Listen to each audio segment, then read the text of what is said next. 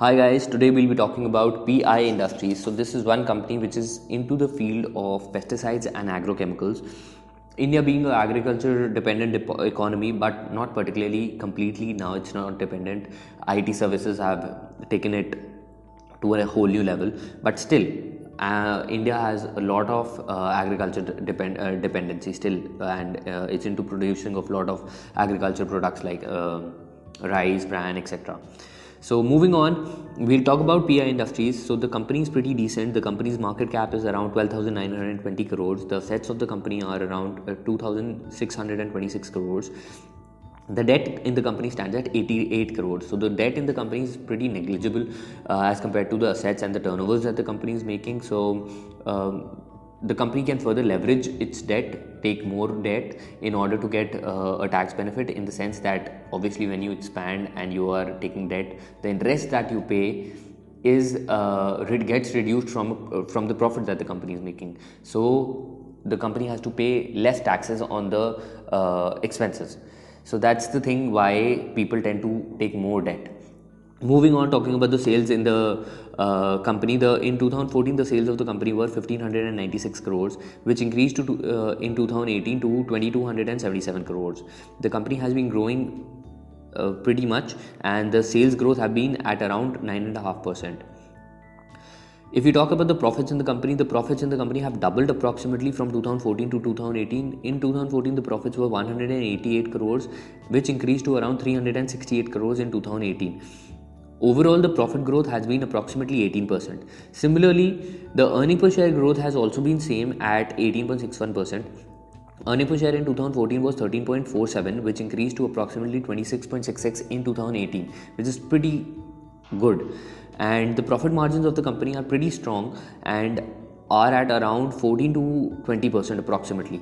Usually we don't see companies making such a good profit on the turnovers, so that's a pretty awesome thing for this company. And the company has a very good and very good competitive advantage over its competitors, because it's yielding out a lot of profit from the products that it is selling, which is pretty awesome. This even means that the company must be having a moat or an advantage which it is yielding out from its products, and has established a brand name in the industry, which is making people buy products of PI Industries and not other companies. So that's a pretty awesome thing. Further, if we extrapolate the earning per share of 2018 and take it to 2023, we are getting that the future expected earning per share in 2023 will be around 62.59. So that is a pretty decent thing. We've simply calculated this by multiplying 26.66, the 2018 earning per share, by 1.186. So that will give us, year on year we have done this, so that will give us a future earning per share for 2023. Similarly, if we see the PE band, the company has a PE band of 20, it trades between a PE band of 24.74 and 37.88. So if you want to take out the future expected earning per shares, future expected prices of the stock, we'll have to multiply the lowest PE with the future earning per share, and then for the lowest price that we can expect for the stock to trade at over the next 5 years. And if you want to calculate the future highest price that the stock can trade on the basis of the PE, we'll have to multiply 37.80 into 62.59. That will give us the highest band. So the numbers are coming out that the stock should trade somewhere between 1548 and 2365 over the next 5 years, assuming that the growth rate of the stock will be somewhere between 18.5 to 19%. The stock price currently is at 930 rupees, so we are expecting that the stock should deliver you returns of between 11 to 21% over the next 5 years.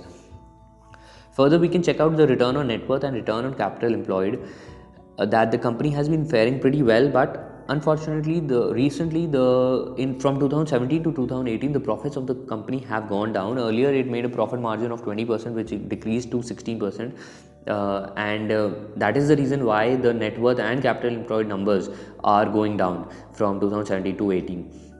Further, if you check out the cash flows, you can see the company is managing its cash flows pretty decently and has been involved in growth and increasing the money and expanding also. So that is also clear here from the numbers. So I'll just take a break of 10 seconds so that you can process the numbers available here.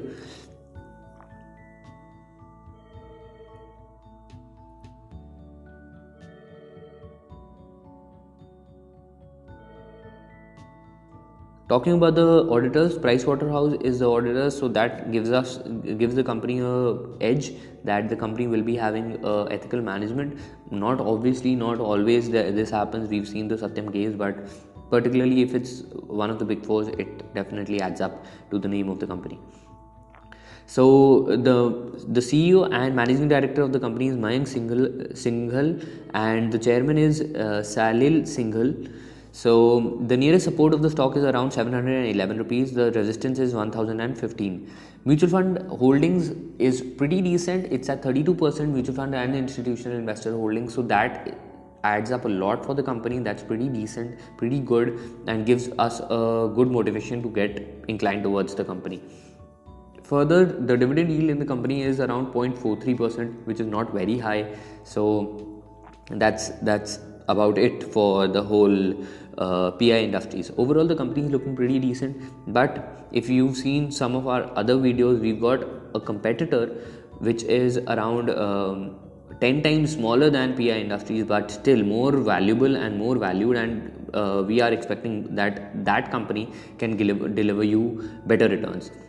So we'll be coming out with a comparison video between Insecticides India Limited and PI Industries Limited. So the company are in the same domain, and it'll be a pretty interesting comparison. So please look out for that comparison. You'll really enjoy it. And that's about it for this video. If you have not yet subscribed to our channel, please click on the subscribe button and the bell icon so that you keep on getting such videos and interesting content. Plus, I highly encourage people to get into stock markets and invest, because as and how the repo rates and everything is going down, the FD rates are going down particularly, you won't be able to sustain and you won't be able to get good returns. Further, you'll be seeing other people investing in stock markets and growing rich. You have to invest in stock markets through any route, either mutual funds or direct investments, or learn about it, do whatever you want to, but you have to, because it's extremely important. All over the developed markets, people are investing in stock markets and making good money and growing their money. But the only thing is that you should invest only when the stocks are undervalued and giving you good valuations. So for that, you can just check out our videos. We've got n number of videos, multi-bagger videos and all that. Multi-bagger are the stocks that we make once a month, which will give you good companies which you can jump into whenever you feel like, and that'll be pretty awesome. So if you've not subscribed, please click from the subscribe button and the bell icon. Plus, we don't forget to check out the description. That'll give you good details about how we make these videos and calculations and everything. Plus, there'll be a link of our Telegram group also, where we tell you about different stocks and some intraday things also that can be useful. But we only do it when we are sure of it. So that's about it. We come up we make these videos from Monday to Friday, and usually in the evenings we roll out our videos. So that's about it. If you've got any other comments, please feel free to mention it in the comment section below. And thank you guys for watching the video. Signing off, Siddhant Goyal from FinLife.